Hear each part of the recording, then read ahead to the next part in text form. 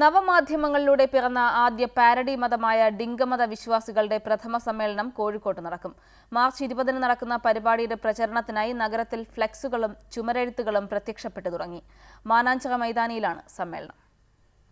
മതസമ്മേളനങ്ങളിലും party സമ്മേളനങ്ങളിലും മുങ്ങിക്കൊണ്ടിരിക്കുന്ന കേരളത്തിൽ ഇനി ഡിങ്കോയിസ്റ്റുകളുടെ സമ്മേളനവും.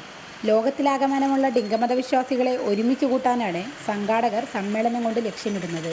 മാനവികതയാണ് തങ്ങൾ മുന്നോട്ട് വെക്കുന്നതെന്ന് ഡിങ്കമത സംഘടനയുടെ നേതാക്കൾ പറയുന്നു. ഞങ്ങൾ ന്യൂനപക്ഷമാണ് ഇപ്പോൾ ലോകത്ത്. അപ്പോൾ ഡിങ്കമത അനുയായികൾക്ക് ന്യൂനപക്ഷമായ ഞങ്ങൾക്ക് അതിനനുസരിച്ചുള്ള അവകാശങ്ങൾ നമുക്ക് നമ്മുടെ രാജ്യത്തുനിന്ന് ഒരു ജനാധിപത്യ രാജ്യത്ത് ലഭിക്കണം എന്നതിനെ പറ്റിയുള്ള അതിനുവേണ്ടിയുള്ള ഒരു അവകാശ സമരമുണ്ട്. അപ്പോൾ അതിനുവേണ്ടി കുറച്ച് കാര്യങ്ങൾ ഞങ്ങൾ ഗവൺമെന്റിനോട് ആവശ്യപ്പെടാൻ തീരുമാനിച്ചിട്ടുണ്ട്.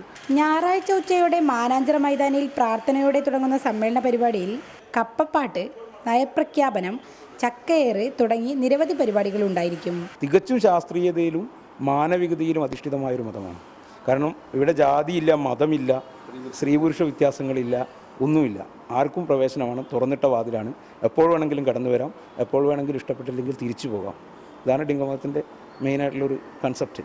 വിവിധ മതങ്ങളെ വെല്ലുന്ന മഹാസമ്മേളനത്തിനായിരിക്കും കോഴിക്കോട് സാക്ഷ്യം വഹിക്കുകയെന്നും തെരഞ്ഞെടുപ്പിന് ശേഷം മലപ്പുറത്തും മറ്റു ജില്ലകളിലും സമ്മേളനങ്ങൾ നടക്കുമെന്നും ഭാരവാഹിയായ സോജൻ പറഞ്ഞു. റിപ്പോർട്ടർ, കോഴിക്കോട്.